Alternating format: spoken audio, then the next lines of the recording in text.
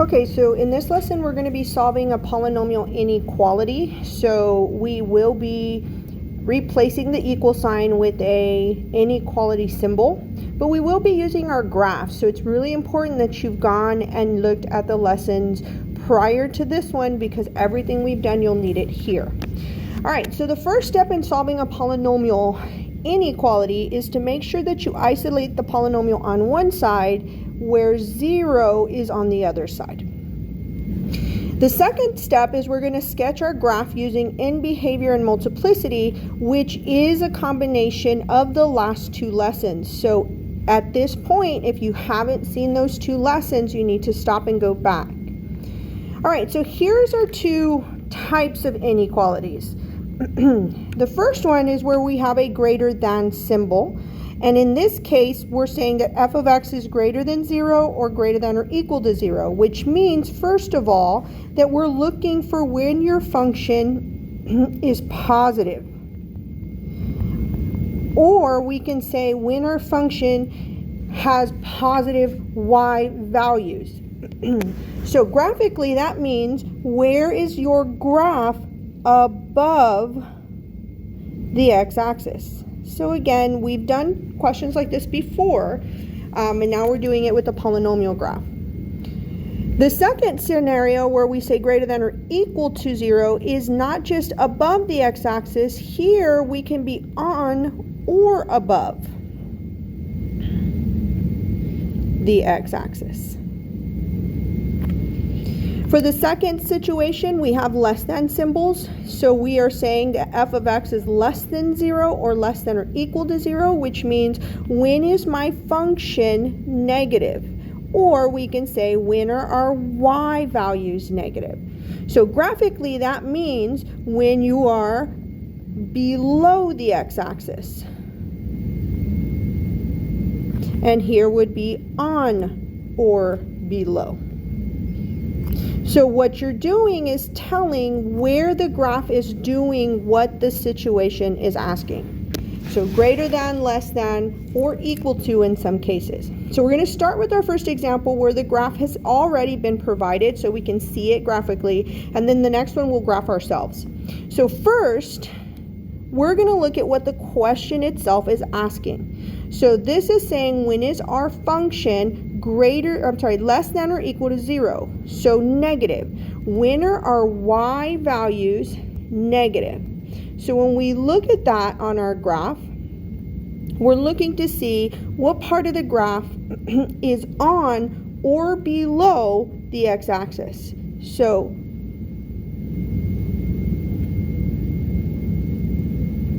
those two pieces are below, and then let's be more specific about on. So this point right here, I'm so sorry, and this point are on, where the rest of this is considered below. This point is on, where the rest of this is considered below. Now we do have to be very careful because there is one place more that satisfies this condition. We are allowed to be on or below. And so technically, this point right here is on. And so we can also include that. So when I look at this graph, we're going to be looking at that specific part that satisfies less than or equal to 0, which means we are looking for on or below solutions. All right, so the solutions themselves would then be x equals -8. That is one place that satisfies the on or below. Then we also have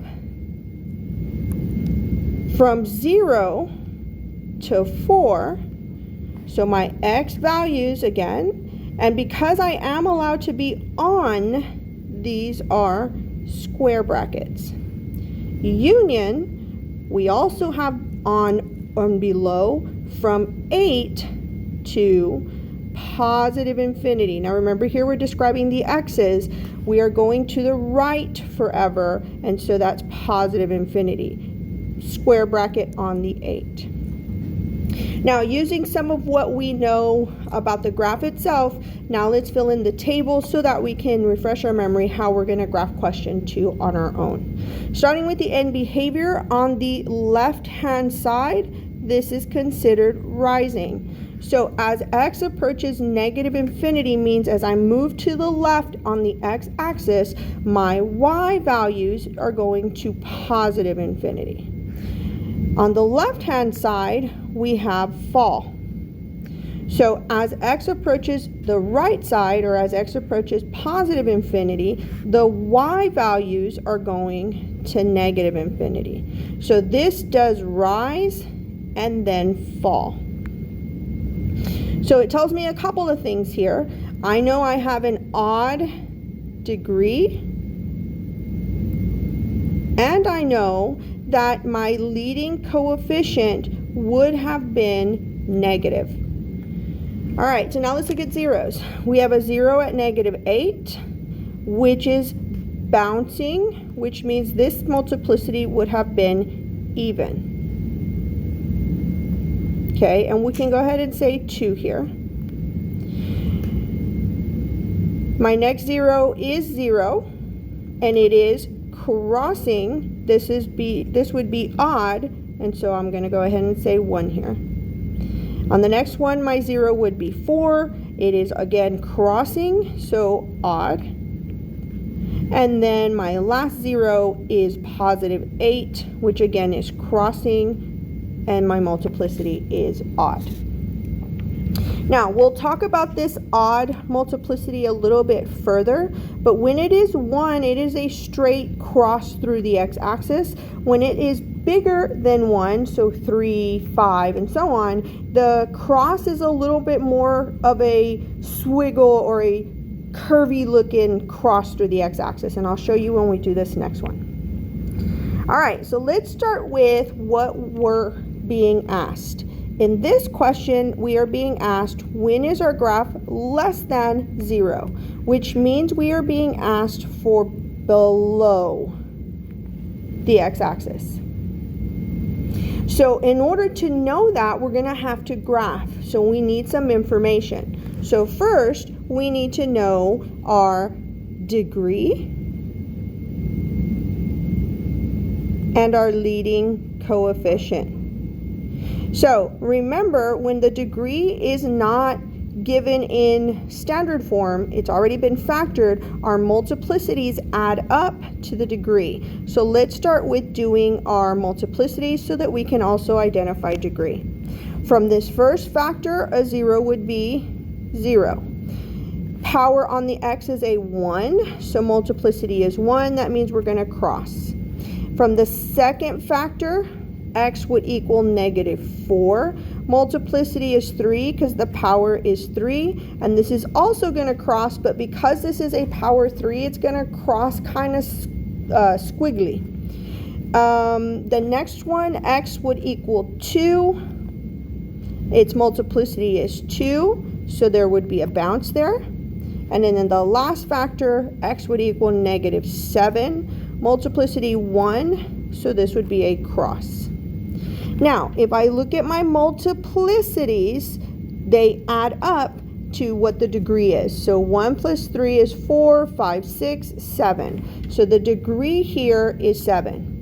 Now, the leading coefficient is, you look at all the leading in each of them and see if you multiply together whether you'd get a positive or negative. So positive, positive, positive times a negative means my leading coefficient would be negative.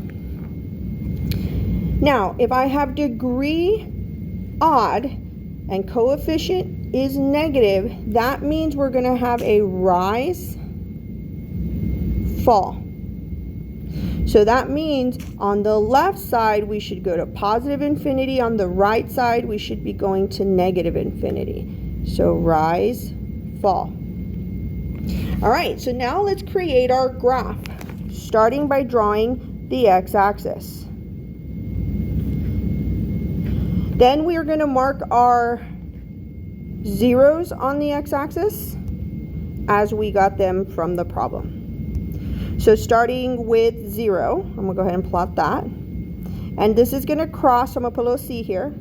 At -4, so we'd be 1, 2, 3, -4. I'm going to put another one. And according to us, this is going to cross, but at like a little swiggle, like curve. And then we're going to go to +2. There's another one. This one we said would bounce. And then our last one would be at -7. I'm going to have to come out a little bit further. And we said this one would cross. Now, because we also know that the end behavior is rise, we know this one starts pointing up and then comes through and crosses. Then we turn and we cross. And in this one, because it's an odd degree, it's not going to cross straight through. It kind of swiggles. Not a big deal if you don't have it too much like mine. All right, then we cross, then we bounce, and we're back. So rise, fall. Now that we've drawn our graph, we can then decide where is our graph showing less than 0 or below the x-axis. So when I take a look at this one again, when am I below the x-axis? So here we're below, and here we're below. Now, in this case, it did not say I could be on the x-axis. So as I do the answer to this one, we cannot use any of the x-intercepts. So below the x-axis, the first place there is a below would be from -7 to -4. We cannot be on, so that means parentheses. Union, it would go from 0 to 2 because I cannot use that point. And so there is my next interval. Union, then I have to pick up again from 2 to +infinity. 2 cannot be used because that is on the x-axis or equal to 0. All right, so in the next example, just a little bit different. The last example is not set to 0. So our first job when we work through this problem is we want to make sure that we set it equal to 0. So we're going to move both of these pieces to the other side. So the polynomial we're going to work with is x to the third plus x squared minus 4x minus 4 is greater than or equal to 0. The next issue is that it is not factored, so I can't really give the multiplicities and zeros, and so we're going to have to factor. Now, in order to do my end behavior, it's actually easier to do it before you factor. So in standard form, that leading coefficient tells you your degree is 3. Your leading coefficient is positive. So I automatically can say that this would be fall and then rise. So on the left side, as x approaches -infinity, the y values fall, so that is to -infinity. As x approaches +infinity, the right-hand side, your y values rise. That means they're going up to +infinity. Okay, and that's a really important part for when we sketch our graphs. Now we're going to go ahead and factor this. Now, this polynomial has 4 terms and no GCF, which means we're going to factor by grouping. My first 2 groups, I'm going to factor out an x squared, which leaves me x plus 1. In my second group, I'm going to factor out a -4, which leaves me x plus 1. The second step in factor by grouping is factor out the common binomial. So x plus 1 comes out, and then that would leave x squared minus 4. And then very careful, this is a difference of squares. So final factored form is x plus 1 times x plus 2 times x minus 2 is greater than or equal to 0. Now, what is this question asking? It's greater than or equal to 0, which means on or above. And so when I look at my graph, I'm looking for anything on the x-axis and above. All right, so my first 0, according to my factors, is -1 with the multiplicity of 1, which means a normal cross.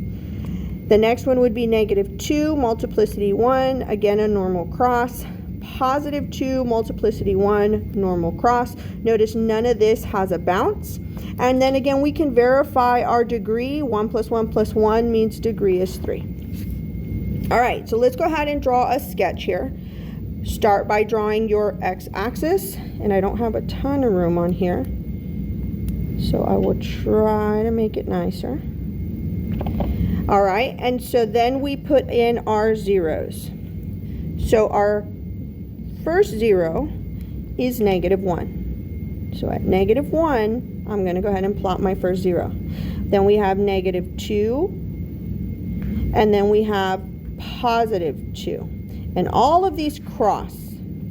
Now looking at my end behavior, it's fall first, so which means we're coming from this side, from fall, cross, turn, cross, turn, cross. So fall on the left, rise on the right. All right, and so answering the question, when is this on or above? Well, clearly, here it's on, here it's on, here it's on, and here's above, and here's above. So, it is on or above from -2 to -1. Sorry. And on means I can use those points. Union from 2 to positive infinity, bracket, parenthesis.